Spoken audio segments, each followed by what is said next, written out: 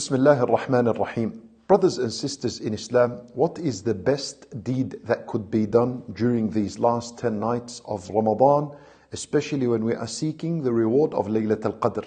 Very simple. And Nabi sallallahu alayhi wa sallam said, "Man qama Laylat Al Qadr imanan wa ihtisaban ghufira lahu ma taqaddama min dhanbih." Nabi sallallahu alayhi wa sallam said, anyone who stands the nights of Laylatul Qadr out of faith and seeking Allah's reward, all his previous sins will be forgiven.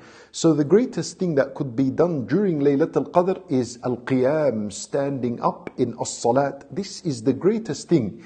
And this is not only in the hadith that the Nabi sallallahu alayhi wa sallam narrated, but we also find this true in his actions sallallahu alayhi wa sallam.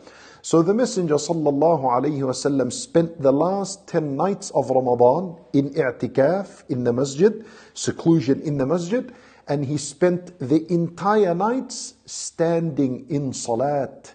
This is the greatest thing to be done. Why? Because as-salat is the most beloved deed to Allah subhanahu wa ta'ala. And many worships are combined within as-salat. Was-salat includes a dua, especially in your sujood and before at-taslim and the dua of istiftah, the opening dua. It also has a dhikr. As-salat also has dhikr. And as-salat, you read Quran within it. Many worships exist within the prayer itself. So a smart person will spend these nights in salat. Pray as much as you can. You can take long in standing and reading Quran, if that's where you feel your heart is moved and connected with Allah. If you feel that your heart is moved and connected with Allah through a long sujood, a long ruku', then you do so. That's what Shaykh al-Islam ibn Taymiyyah rahimahullah answered when he was asked, what's the best in the salat? That I stand a long standing reading Quran, or a long sujood, or a long ruku'? He said, you find within yourself what you connect with the most. If it's a long standing, then stand long and read a lot of Quran. If it's sujood, then do so, and whatever it is. Now, and as for the woman that is upon her monthly cycle, she is prevented from praying. So it is haram to pray. So a woman that avoids salat because Allah commanded to avoid salat, she is being rewarded for avoiding the salat, because she is adhering to a commandment of Allah Azza wa Jal. Then, what does she do during these nights?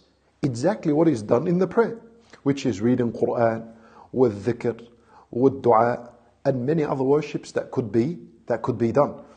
And it is permissible for a woman upon her monthly cycle to read from the Quran and read from the phone or a tablet, no problems.